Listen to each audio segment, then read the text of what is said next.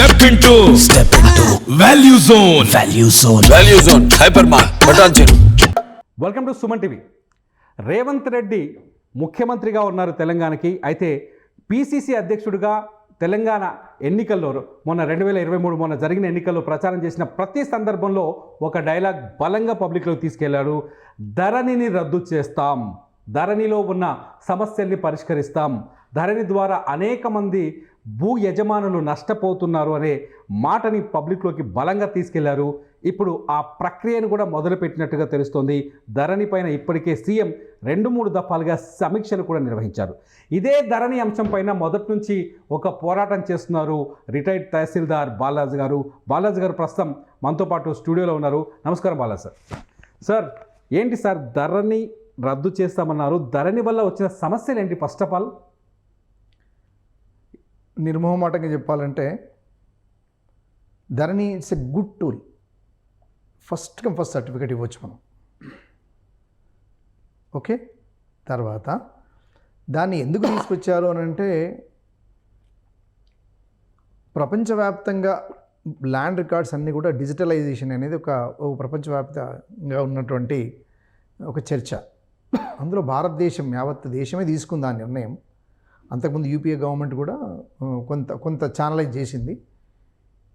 ఈ మన TRS government వచ్చినాక ఏమైందంటే దాన్ని డిజిటలైజ్, ఎల్ఆర్ఎంఎస్ అంటే ల్యాండ్ రికార్డ్ డిజిటలైజేషన్ అది తీసుకొని వచ్చి టోటల్గా రాత్రింబవళ్ళు మొత్తం రెవెన్యూ సిబ్బందిని కూర్చోబెట్టి కంప్లీట్ డిజిటలైజ్ చేసింది. 2017-18 పహాని తీసుకొని అది మొత్తం కంప్యూటర్లో ఇంజెక్ట్ చేయడం జరిగింది. ఆ డిజిటలైజేషన్ ఆఫ్ రికార్డ్ అప్పుడు జరిగినటువంటి మిస్టేక్స్ ఏవైతే ఉన్నాయో యాజ్ ఈజ్గా క్యారీ అయిపోయినాయి అనమాట. ఓకే, అక్కడ జరిగిన పెద్ద మిస్టేక్ అది. It's a blunder mistake. Okay, అంటే అక్కడ కలెక్టర్స్ కూడా ఎంత ఆవేశంగా వెళ్ళిపోయారంటే ఎవరు తొందరగా కంప్లీట్ చేస్తే ఎవరికి పేరు వస్తుందనే దాని మీద కూడా పరిగెత్తుకుంటూ పోయారు కలెక్టర్స్. నిజాలు నిర్ధారణ చేసుకోలేదు.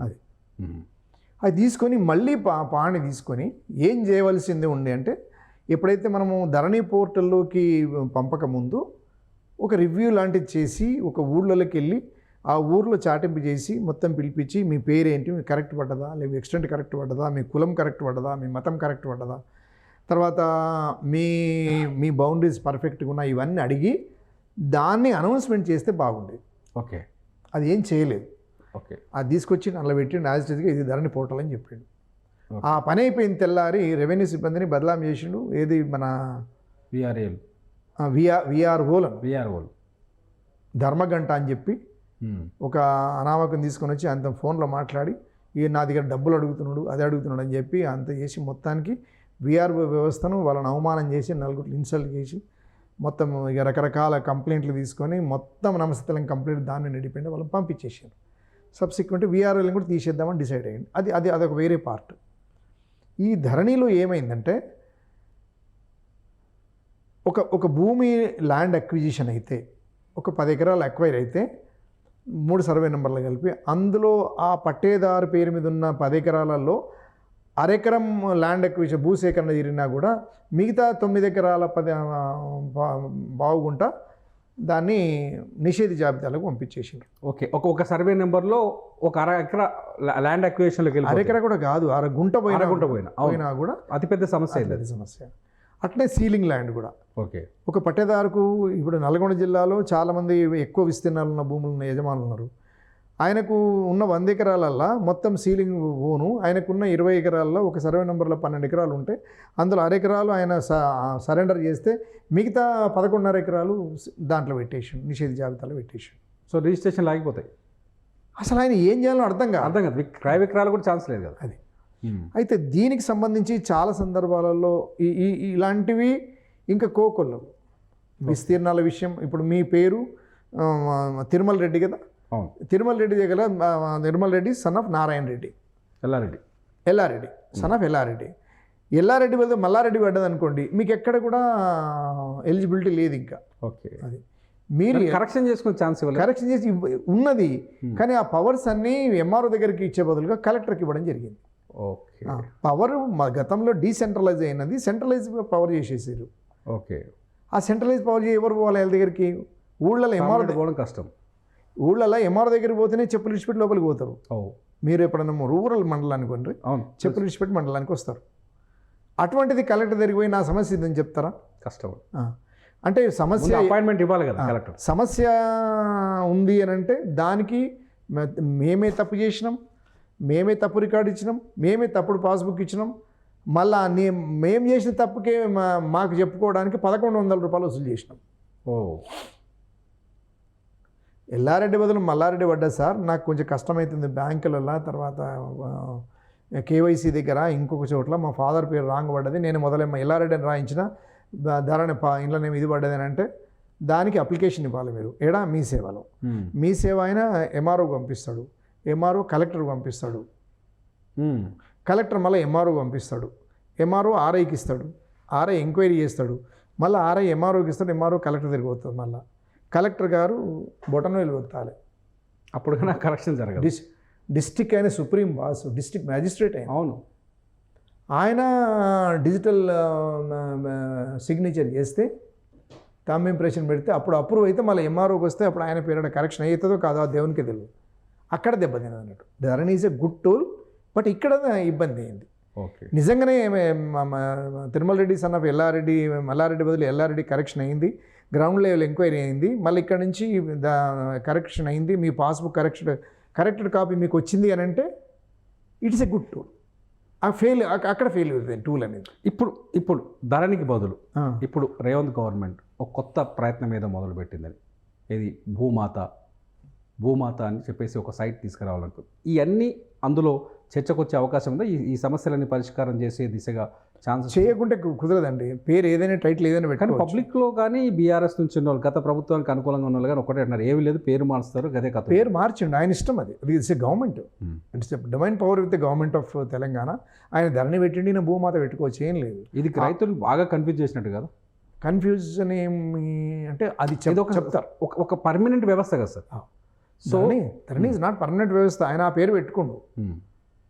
ఆల్ ఇండియాలో తీసుకున్న నిర్ణయం ప్రకారంగా ధరణి డిజిటలైజేషన్ ఆఫ్ రికార్డ్ అనేది మన ఆంధ్రప్రదేశ్లో అయింది, ఇక్కడ కూడా అయింది. దానికి ధరణి అని పేరు పెట్టుకుంటే, ఆయన ధరణి అంటే భూమే, ధరణి ఈజ్ నథింగ్ బట్ మనం ఇక్కడ కూర్చుని అది కూడా వీళ్ళు భూమాత అని పెట్టుకుంటున్నారు గౌరవప్రదంగా, ఇంకా బాగుంటుందని పెట్టుకుంటున్నారు. అంటే గవర్నమెంట్ మారినప్పుడు పేరు చేంజ్ చేయడం, ఏం చేయలేము, దాని రూల్స్ మార్చడము, ఈ రికార్డ్స్లో ఉన్న వివరాలన్నీ మార్చడం, ఇది భూ యజమానుల్ని కన్ఫ్యూజ్ చేసి రైతుల్ని డిమోరలైజ్ చేయడం కదా. ఇప్పుడు ఈ ధరణిలో ఉన్న ఫాల్స్ అన్ని కవర్ చేసి భూమాతలో తీసుకొచ్చే ఛాన్సెస్ ఉన్నాయా సార్? చాలామంది చెప్తా ఉన్నారు, చాలామంది ఎక్స్పర్ట్స్ కూడా ఏమంటారు అంటే 2018 పాణి 19 పాణి తీసుకొని ఊళ్ళకి వెళ్ళి ఊళ్ళందరినీ కూర్చునిపెట్టి పేర్లన్నీ కరెక్షన్ చేసి, పేర్లు విస్తీర్ణాలు కొంత కరెక్షన్ చేసి, మనము ధరణిలో కనుక కరెక్షన్ చేస్తే ఒక 50% సక్సెస్ అవుతాయి. సరే, ఇంకో పెద్ద క్వశ్చన్ ఉంది సార్. ఇలా గ్రామీణ ప్రాంతాల్లో ఎక్కువగా ఉమ్మడి కుటుంబాలు ఉంటాయి, ఫ్యామిలీస్ ఉంటాయి. ఫర్ ఎగ్జాంపుల్ నోముల అని మాది ఒక ఫ్యామిలీ, మా ఫ్యామిలీ పేరు మీద దాదాపు ఫ్యామిలీలో ఉన్న వాళ్ళు ఒక 80 కుటుంబ సభ్యులు ఉంటారు. 80 కుటుంబ సభ్యులకి కలిపి ఒక 20 సర్వే నెంబర్లలో దాదాపు 500 ఎకరాల దాకా ఉంది. ఈ 500 ఎకరాలు ఒకరి పేరు మీద ఒక చోట కబ్జా ఉంది, ఇంకో చోట రిజిస్ట్రేషన్ ఉంది. ఇట్లాంటివి చేంజ్ చేసుకోవడం ఈ ధరణి లాంటి పోర్టల్లో, లేకపోతే ఇప్పుడు తీసుకొచ్చే భూమాత పోర్టల్తో ప్రాబ్లం కదా? ప్రాబ్లం కాదు. మన భూమి సర్వే జరిగి 100 సంవత్సరాలు అయింది. 1923లో సర్ సరాల్జింగ్ మన నిజాం గవర్నమెంట్ ఉన్నప్పుడు బాంబే ప్రెసిడెన్సీ తీసుకొని వచ్చి అలా సర్వే చేయించి మనకు ఇవ్వడం జరిగింది. అప్పటి నుంచి ఇప్పటివరకు ఒక్కసారి కూడా సర్వే చేయలేదు. ఇప్పుడు ఎన్నైనాయి? 100 సంవత్సరాలు మీది ఎన్నో పిడి? 5వ పిడి అనుకుంటా మీది. 5 పిడిలో మార్పుకుంటూ వచ్చింది. 500 ఎకరాలు మీ 80 కుటుంబాలు పంచాలి, భూమి సర్వే జరగాలి, భూమి పర్ఫెక్ట్ సర్వే చేసి ఎవరిది వాళ్ళకి ఇవ్వాలి. భూమి తిరుమల రెడ్డి గారు ఫలానా సర్వే నంబర్లో కబ్జాలో ఉండాలి, ఆ కబ్జాలో ఉన్న భూమి ఎంఆర్ఓ దగ్గర ఉండాలి, ఆ ఎంఆర్ఓ దగ్గర ఉన్నది మీ దగ్గర కాపీ ఉండాలి, మీరు పొజిషన్లో ఉండాలి, పొజిషన్లో ఉన్నట్టుగా మీ దగ్గర సర్టిఫికేట్ ఉండాలి, మీ దగ్గర సర్టిఫికేట్ ఉన్నట్టుగా ఎంఆర్ఓ దగ్గర రికార్డు ఉండాలి. అప్పుడే పర్ఫెక్ట్ రికార్డు. అది కావాలంటే రీసర్వే జరగాలి.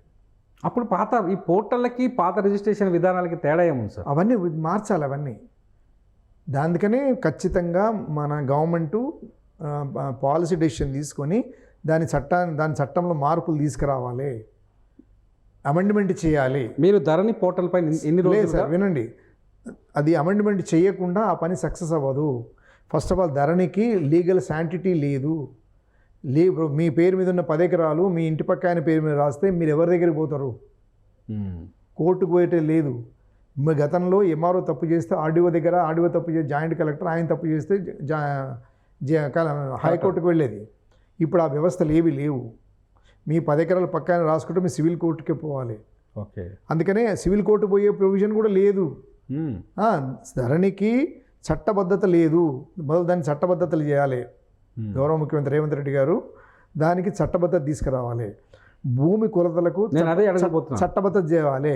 ఈ 2 చట్టబద్ధత చేసిన తర్వాత ఫర్దర్ యాక్టివిటీ చేస్తే 10 కాలాల పాటు ఉంటాడు. అదే అంటే భూమాత సైట్లో వచ్చే భూమాత పోర్టల్ ఏమేమి తీసుకురావాల్సిన అవసరం ఉంది? నేను అడగాలనుకుంటుంది కూడా అదే క్వశ్చన్. అదే సార్, మొదలు సర్వే చేయకుండా ఏం పని కాదు సార్.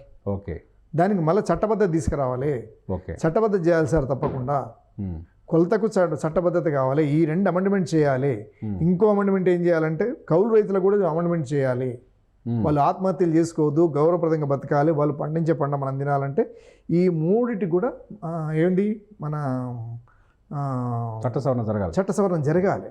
చిన్న చిన్న అమెండ్మెంటే, పెద్దగా అవసరం లేదు. గతంలో ఏదైతే Rajasekhara Reddy government majority government కదా అప్పుడు వాళ్ళు చేసిన దాన్ని వీళ్ళు దాన్ని కొంచెం మేము కౌలు రైతులకు ఇవ్వాలనుకుంటున్నాము. కాన్సెప్ట్ ఈజ్ నాట్ మన సొసైటీలు జరగకుండా దాని పేరు మీద మనం బ్రహ్మాండంగా చేసుకోవచ్చు. ఈ 3 కనుక చేసినట్టయితే అగ్రికల్చర్ ఏదైతే ధరణి, భూమాత, ధరణి మనం త్యజించినప్పుడు దానికి కౌంటర్గా పర్ఫెక్ట్గా చట్టం చేయగలిగాం. చూద్దాం సార్. మొత్తానికైతే ధరణి సైట్లో ఉన్న ఇబ్బందులు తొలగి భూమాత సైట్ వస్తుందనే ఒక ఆశాభావాన్ని అయితే బాలాజీ గారు వ్యక్తం చేస్తారు. Thank you very much sir.